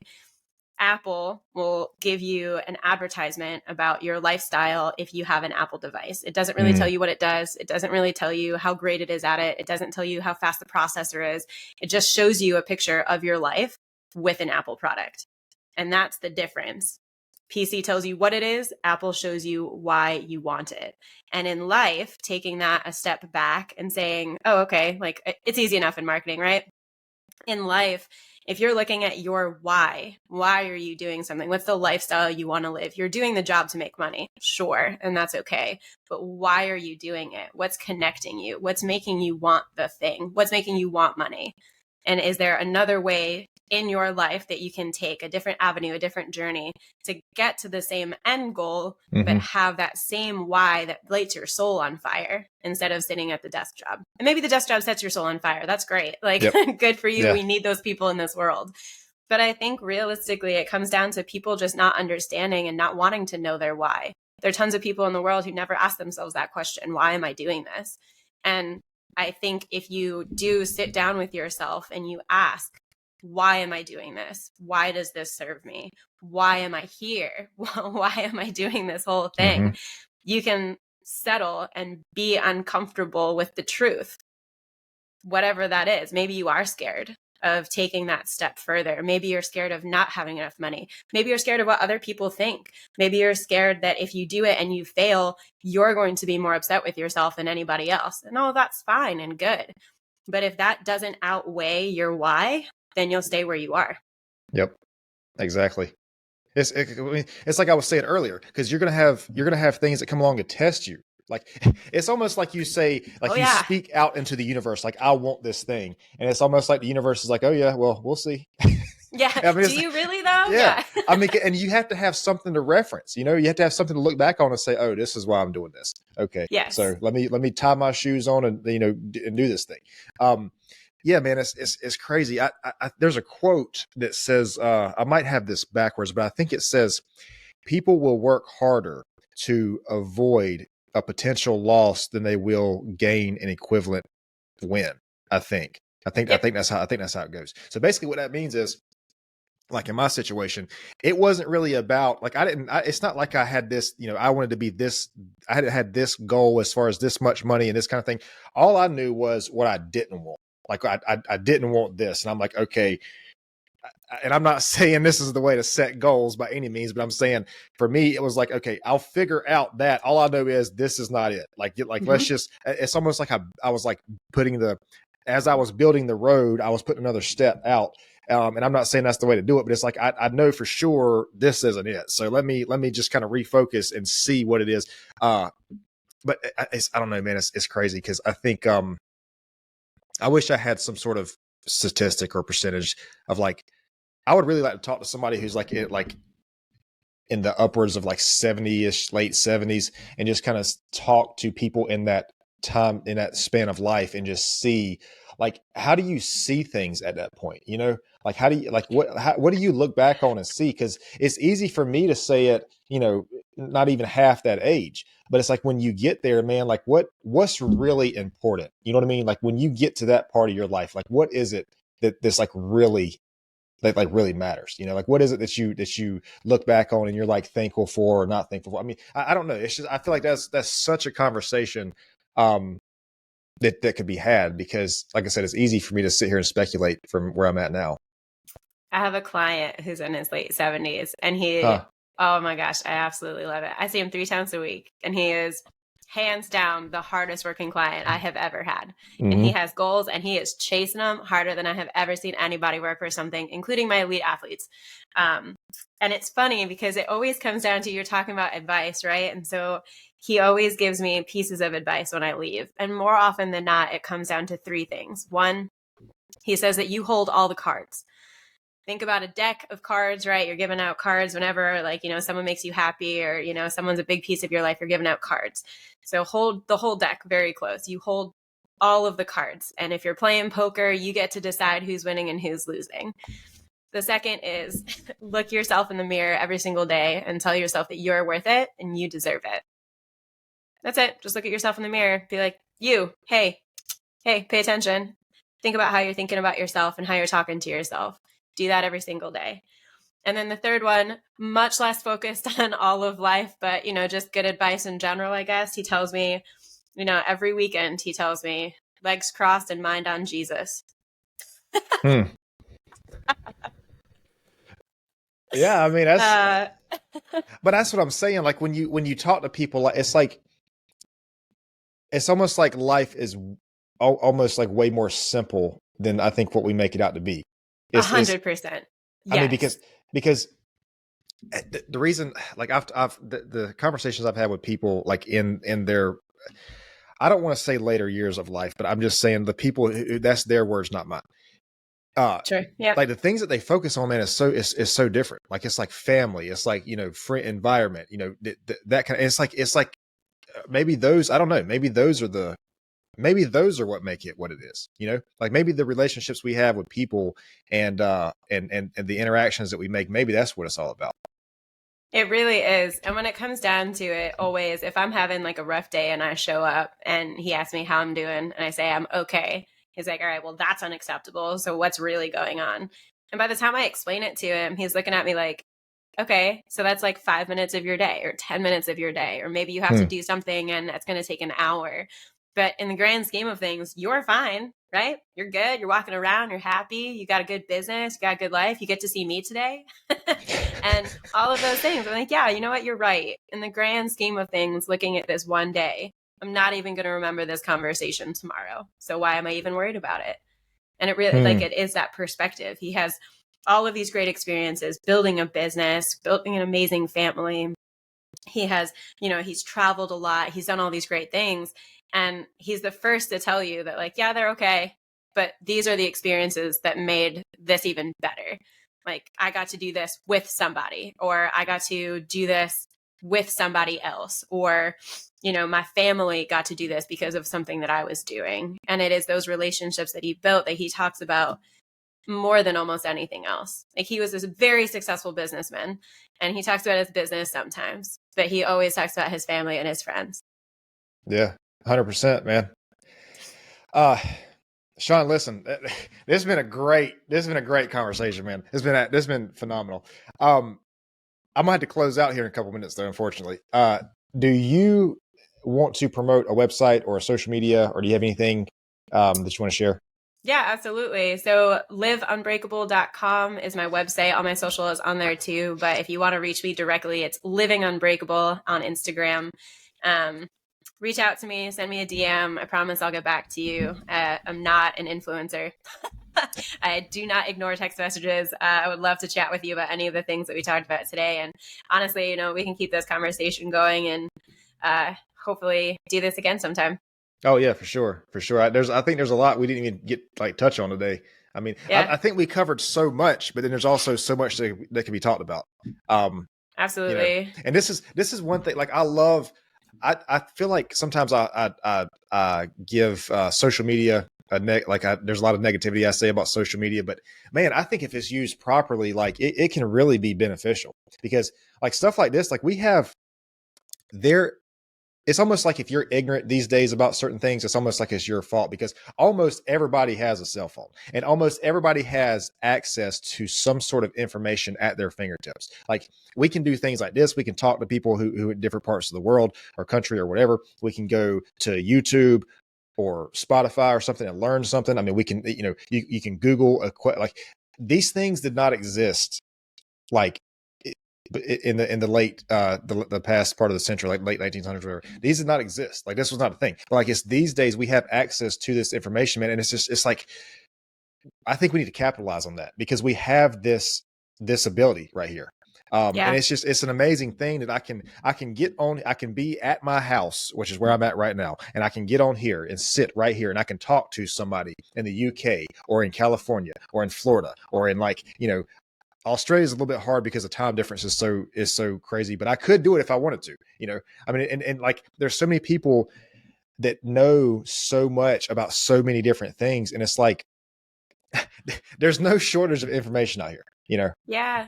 And being able to share experiences, honestly, that's why I started my business. I just said I wanted to impact one person who didn't know about celiac or who didn't know how to prepare for a marathon. Just one person that I wasn't directly related to. I wanted to make an impact that was positive on their life. And I think if we always have that mindset, regardless of the followers on Instagram or the number of DMs we get or whatever it is, all those vanity metrics, if you focus on helping others through your own experiences and what you've had the good fortune to accumulate in your life, if you're willing to help others by sharing that, the rest is cake.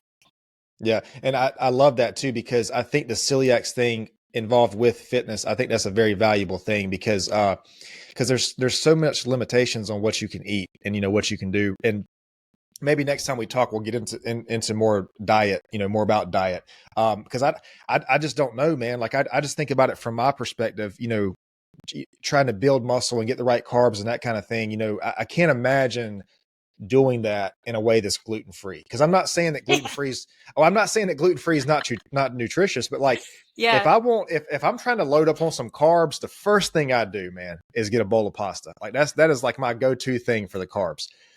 But it's like, if you're gluten-free, like, I mean, okay, well, is gluten-free pasta, does it have the same amount of carbs? Do you use something else? I mean, I don't know, maybe, like I said, maybe we'll get into that next time. We'll get into the diet That's thing. A whole other podcast. Yeah. Cause there's just so many things like that. Like, I don't know if somebody were to ask me right now with celiac, it's like, what should I do with my diet? I'm like, man, I know somebody you could talk to. I'll send them your Instagram.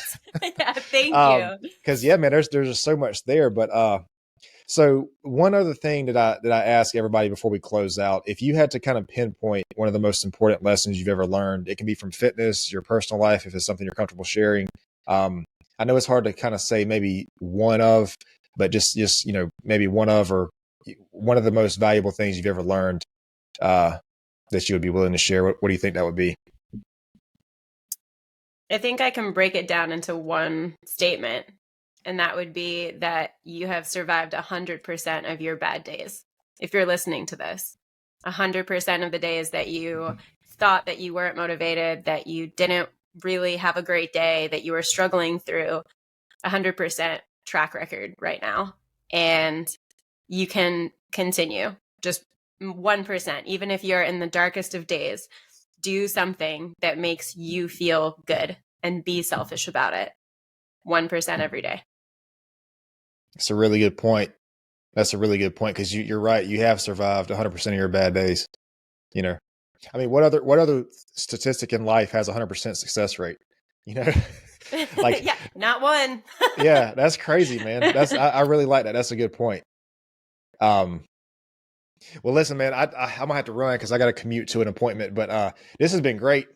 This has been great. Thank you so much. This has been awesome. I really enjoyed chatting with you and being able to share some of my experiences too. So, well, I definitely appreciate it. Let me stop the video and I'll explain to you about the recording, the process, and everything. But definitely appreciate the conversation, man. Yeah, thank you so much. Me too. Hey guys, I appreciate you tuning in today.